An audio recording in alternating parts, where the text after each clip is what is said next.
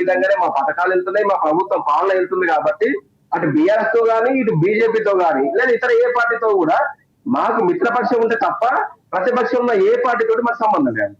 Right right మనకి BRS party నేత రామ్మోహన్ గారు ఉన్నారు. రామ్మోహన్ గారు నమస్తే అండి. నమస్తే అండి, పెద్దలందరికీ నమస్తే. ఎస్ రామ్మోహన్ గారు, ప్రధానంగా గతంలో ఇందాక రవిచంద్ర గారు మాట్లాడుతూ మీ పార్టీకి ఆ పార్టీకి లోపాయికార ఒప్పందాలు ఉన్నాయి, అందుకే పార్లమెంట్ ఎన్నికల్లో వారికి సపోర్ట్గా ఉన్నారు, మొన్న జరిగినటువంటి పట్టభద్రుల ఎమ్మెల్సీ ఎన్నికల్లో కూడా సపోర్ట్ చేశారు, ఇలాంటి విమర్శలు చాలా వచ్చాయి. కానీ బీజేపీ పార్టీకి సంబంధించి బీజేపీ పార్టీలో రాజాసింగ్ లాంటి కీలకమైన నేత ఈ వ్యాఖ్యలు చేయడం, ఆయన గతంలో చాలా సందర్భాల్లో మాట్లాడారు. కానీ ఇప్పుడు మాట్లాడినటువంటి మాటలు పాత సామాను పంపించడం అనేది సీనియర్లు ఉద్దేశించి మాట్లాడిన అంశం క్లియర్గా మనకు అర్థం చేసుకోవచ్చు. సో ఈ వ్యాఖ్యలు ఏ విధంగా చూడొచ్చు? అలాగే గ్రూపు రాజకీయాలు, అంటే గతంలో మీ పార్టీతో కూడా గ్రూప్ రాజకీయాలు మొదలుపెట్టారు కొంతమంది నేతలు, సో అలాంటి వాళ్ళు బయటికి పంపించాలన్నారు. అసలు మీ పార్టీతో మీటింగ్ పెట్టుకున్నారా? రాజాసింగ్ వ్యాఖ్యలు ఎలా చూడొచ్చు అంటారు? ఖచ్చితంగా తప్పకుండా పెద్దలందరూ నమస్తే మరోసారి. రాజాసింగ్ వ్యాఖ్యలు భారతీయ జనతా పార్టీకి సంబంధించినవి. ఆ పార్టీలో జరుగుతున్నటువంటి అవకతవకలు కావచ్చు, ఆ పార్టీలో సిద్ధాంతపరమైనటువంటి వైరుధ్యం గల వ్యక్తులు పార్టీలో జాయిన్ చేసుకొని భారతీయ జనతా పార్టీ కొరకు అహర్నిశలు శ్రమించి ఉద్యమ కాలంలో జాతీయవాదాన్ని జెండాను వీపులో మోసుకొని సమిధలైపోయినటువంటి శవాల మీద సమాధుల మీద అడుగులు పెట్టి పైకెక్కుతున్న నాయకులు చాలా మంది భారతీయ జనతా పార్టీలో ఉన్నారు. ఈరోజు వీరిని నమ్ముకొని, వీళ్ళ మాటలు నమ్ముకొని క్షేత్రస్థాయిలో ప్రాణాలు అర్పించినటువంటి నాయకులు భారతీయ జనతా పార్టీ మిగతా జాతీయవాద సంస్థలకు పదుల సంఖ్యలో ఉన్నారు. అది అందరికి తెలిసిన విషయం. మరి ఇటువంటి త్యాగదంలో ఉన్నటువంటి పార్టీలో ఈరోజు సిద్ధాంతపరమైన వైరుధ్యమైన వ్యక్తులను కాంగ్రెస్ పార్టీ నుంచి కావచ్చు, అదే కమ్యూనిస్ట్ పార్టీ నుంచి కావచ్చు, మాజీ నక్సలైట్లను కావచ్చు, భారతీయ జనతా పార్టీలో జాయిన్ చేసుకొని వాళ్ళు కీలకమైన బాధ్యతలు అప్పగిస్తుంటే ఇటువంటి కరుడుగట్టిన నిఖార్సైన కార్యకర్తలకు బాధ కలగడంలో తప్పులేదు. ఈరోజు రాజాసింగ్ గారు అదే ఉద్దేశం. అంటే హిందుత్వ ఎజెండాను మూసుకొని ఆయన చాలా కాలంగా భారతీయ జనతా పార్టీ కొరకు పనిచేస్తున్నారు. క్షేత్రస్థాయిలో మిగతా క్షేత్రాల్లో కూడా పనిచేస్తున్నారు, జాతీయ సంస్థల కొరకు పనిచేస్తున్నారు. అటువంటి నాయకులు పక్కన పెట్టడం, కుల రాజకీయాలు నడిపేయడం. భారతీయ జనతా పార్టీ నాయకులు గొప్పగా ఏం చెప్పుకుంటారంటే మేము దేశభక్తులం, మేము నిజాయితీ పరులం, మేము నిఖార్సైన కార్యకర్తలం, మేమే దేశం కొరకు పనిచేస్తాం, క్రమశిక్షణ గల కార్యకర్తలు అని డంకా బాజీ అని చెప్తారు. పార్టీ విత్ డిఫరెన్స్ అని చెప్తారు. ఎక్కడుందండి ఇప్పుడు పార్టీ డిఫరెన్స్? ఎక్కడుంది? సిద్ధాంతపరమైనటువంటి ఎజెండాను పక్కన పెట్టేసి కేవలం రాజకీయమైనటువంటి ఎట్లయితే గద్దెం మీద కూర్చోవాలనే ఒక ఏమంటారు కుతంత్రం కుట్ర తప్పితే ఇక్కడ జాతీయవాదం ముందుకు తీసుకుపోవాలి, కార్యకర్తలు అటువంటి క్రమశిక్షణ కార్యకర్తలు పనిచేస్తున్నారు, వాళ్ళకి అవకాశం ఇవ్వాలనే ఒక ఆలోచన పార్టీకి లేదు. ఎక్కడ కూడా రాష్ట్రంలో ఉన్న అధినాయకత్వం అది అట్లే ఉన్నది. ఇప్పుడు చూడండి, కాంగ్రెస్ పార్టీ నుంచి వచ్చిన నాయకులు కీలకమైన బాధ్యతలు అప్పగించి, లెఫ్టిస్ట్ భావజాలు ఉన్నటువంటి వ్యక్తులకు కీలకమైన బాధ్యతలు అప్పగించి భారతీయ జనతా పార్టీ భ్రష్టు పట్టించింది అట్లా. సరే, ఇంకొకటి మిత్రులు కాంగ్రెస్ మిత్రులు చెప్తా ఉన్నారు, ఈరోజు Bharatiya Janata party BRS party ఒకటైనారు. ఎక్కడ కూడా భారతీయ జనతా పార్టీ బీఆర్ఎస్ ఒకటి కాలేదు. ఈ రోజు కాంగ్రెస్ పార్టీ రేవంత్ రెడ్డి సంఘ యొక్క బ్యాక్గ్రౌండ్ ఉంది కాబట్టి ఆయనే పోయి అడుక్కొని బండి సంజయ్ గారు మార్చి ఈ రోజు అధికారంలోకి వచ్చారు కాంగ్రెస్ పార్టీ. సంజయ్ గారు భారతీయ జనతా పార్టీ అధ్యక్షులు కాబట్టి ఎన్నికల 100 సీట్లు వచ్చే ఓటు డివైడ్ జరిగేది, ఆ లాభం మాకు ఖచ్చితంగా ఒనగూరేది, టీఆర్ఎస్ పార్టీ అధికారంలోకి వచ్చేది, మరోసారి కేసీఆర్ గారు ముఖ్యమంత్రి అయ్యేటోళ్ళు.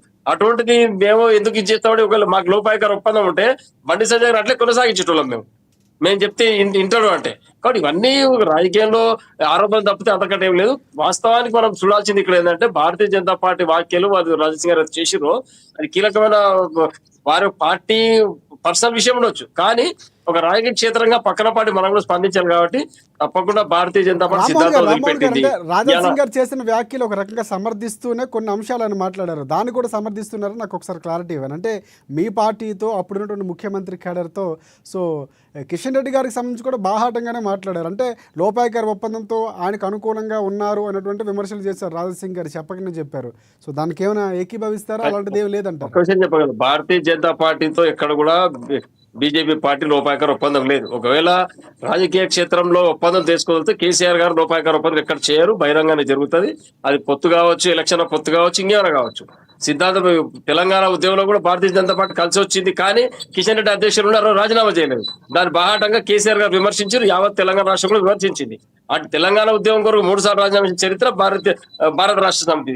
కిషన్ రెడ్డి గారు రాష్ట్ర అధ్యక్షులు కాబట్టి రాజీనామా చేయలేకపోయారు. కాబట్టి ఆ కోపం ఎప్పటికీ తెలంగాణ ఉద్యమకారులు ఉంటుంది. కాబట్టి ఇప్పుడు కూడా భారతీయ జనతా పార్టీ అధ్యక్షుడు కిషన్ రెడ్డి గారు ఉన్నారు.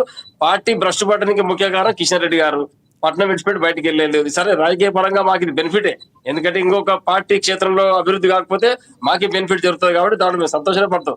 కాబట్టి బాధ కానీ ఏదైతే ఒకటే వాక్యం చేసి రాజా సింగ్ రామ్మోహన్ గారు, అటువంటి అల్టిమేట్గా పార్టీ పరంగా సంతోషపడచ్చు, కానీ ప్రజలకి మంచి జరిగితే అల్టిమేట్లీ ప్రజలు సంతోషపడతారు. ఈ కోణంలో కూడా ఆలోచించాలి.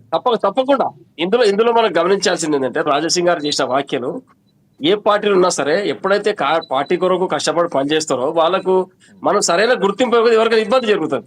ఇందులో ఏంటంటే భారతీయ ఈరోజు కాంగ్రెస్ పార్టీ ఏమాత్రం తీసుకోవట్లేదు. ఈ రోజు విభిన్న గ్రూపులు, విభిన్న రాజకీయాలు, మనిషికి ఒక గ్రూప్ అక్కడ భారతీయ జనతా పార్టీలో చెప్పేది ఒకటి చేసేది ఒకటి.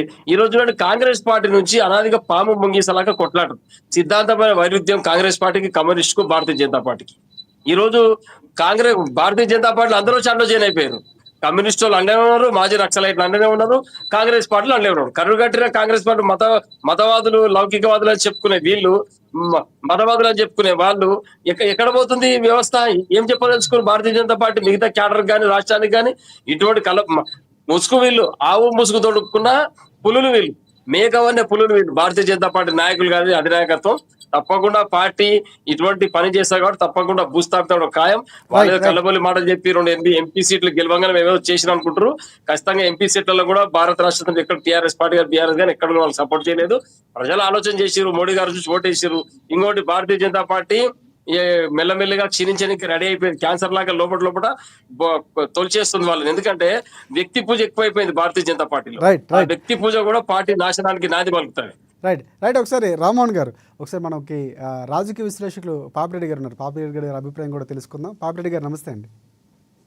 నమస్కారం. ఎస్ పాపిరెడ్డి గారు, ప్రధానంగా అంటే ఏ పార్టీకి సంబంధించిన ఒక లోపాయికరంగా కొన్ని అంతర్గతంగా లోకలోకలు ఉండొచ్చు, కానీ రాజాసింగ్ ప్రతిసారి మాట్లాడటం అంటే బీజేపీ అనగానే ఒక స్టాండర్డ్గా పాత నుంచి కొంతమంది నాయకులే ఉన్నారు, కానీ ఈసారి ఎక్కువ మంది గెలవటం లేకపోతే కొత్తగా వచ్చిన ఎమ్మెల్యేల వల్ల కానీ రెండు వర్గాలుగా విడిపోయినటువంటి వార్తలు ఎప్పటి నుంచో వినిపిస్తున్నాయి. రాజాసింగ్ మాట్లాడటంతో కొంత క్లారిటీ కూడా వచ్చినట్టు అనిపిస్తుంది. అసలు ఏ విధంగా చూడొచ్చు అంటారు? ఇప్పుడు రాజశేఖర్ గారు ఇంతకుముందు కాంగ్రెస్ రవిచంద్ర గారు వాళ్ళ వాణి వాళ్ళు వినిపించారు, బీఆర్ఎస్ వాణి వాళ్ళ వాదనలు వినిపించి ఇక్కడ మన విషయంగా అర్థం చేసుకుంటే, ఇప్పుడు రాజా సింగ్ గారు నిన్ననే మధ్యన చెప్పిందే కాదు, చాలా కాలం నుంచి వెళ్ళి మాటలు మాట్లాడుతున్నాడు ఆయన. అయితే మనం దీన్ని ఎట్లా అర్థం చేసుకోవాలంటే,